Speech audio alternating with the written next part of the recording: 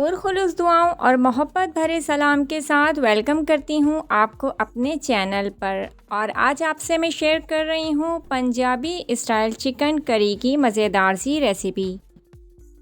तो चलते हैं मेकिंग की तरफ और कर लेते हैं बिस्मिल्लाह। 1 किलो चिकन ली है और उसमें हम डालेंगे 1 टीस्पून नमक और हाफ़ टी स्पून हल्दी। चिकन रेसिपीज़ आपने यकीनन बहुत सारी ट्राई की होंगी, लेकिन ये रेसिपी आप ज़रूर ट्राई कीजिएगा और मुझे पूरी उम्मीद है कि आपको इसका टेस्ट यकीनन डिफरेंट लगेगा। तकरीबन 1 कप हमने दही डाली है फीटी हुई।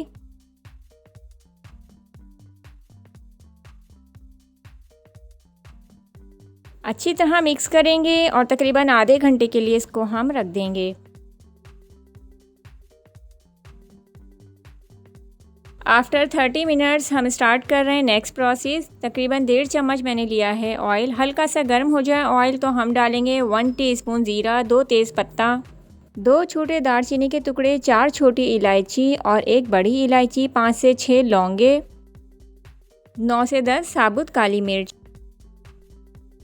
थोड़ी सी देर इसको हम भूनेंगे कि मसाले से हल्की सी खुशबू आ जाए। उसके बाद हम यहाँ डालेंगे चॉप प्याज, जो कि मैंने ली है तकरीबन 2 अदद दरमियाने साइज़ की।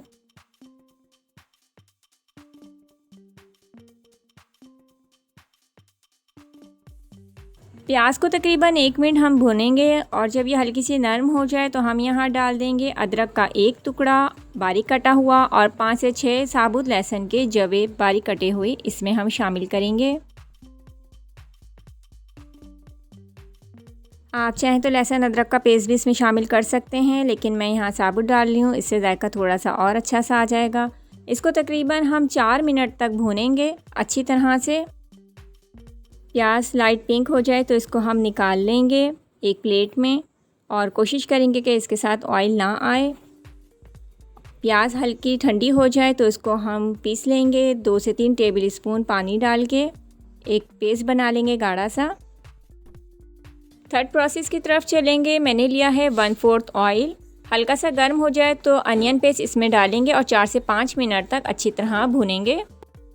अब यहाँ हम डालेंगे तकरीबन 1 कप टमाटर पेस्ट और उसको भी अच्छे से हम भूनेंगे 2 से 3 मिनट तक।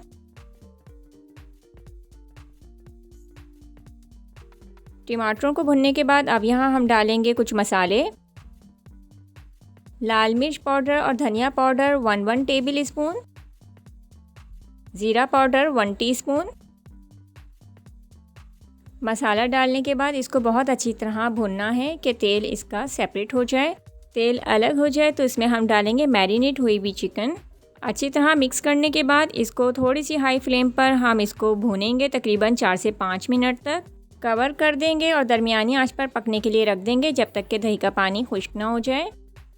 दही का पानी खुश्क हो गया है तो अब यहाँ हम डालेंगे नमक तकरीबन 1/4 टीस्पून। आप अपने टेस्ट के मुताबिक डाल सकते हैं। अच्छी तरह से इसको मिक्स कर देंगे। 3 अदद मैंने बड़े साइज़ की हरी मिर्चें डाली हैं और इसको भी हम अच्छे से मिक्स कर देंगे। कसूरी मेथी यहाँ डाल रही हूँ मैं तकरीबन 2 से 3 टेबल स्पून और यहाँ मैं डाल रही हूँ तकरीबन 1 कप पानी। आपको जितना शोरबा रखना है आप उस हिसाब से पानी ऐड करेंगे। अच्छे से इसको हम मिक्स करेंगे। मिक्स करने के बाद तकरीबन 4 से 5 मिनट पकाएंगे। सालन हमारा रेडी है तो अब हम डाल देंगे हाफ़ टी स्पून गरम मसाला पाउडर और 1/4 टीस्पून आमचूर पाउडर। मिक्स करेंगे अच्छी तरह और 2 से 3 मिनट तक इसको हल्की आंच पर पकने के लिए रखेंगे।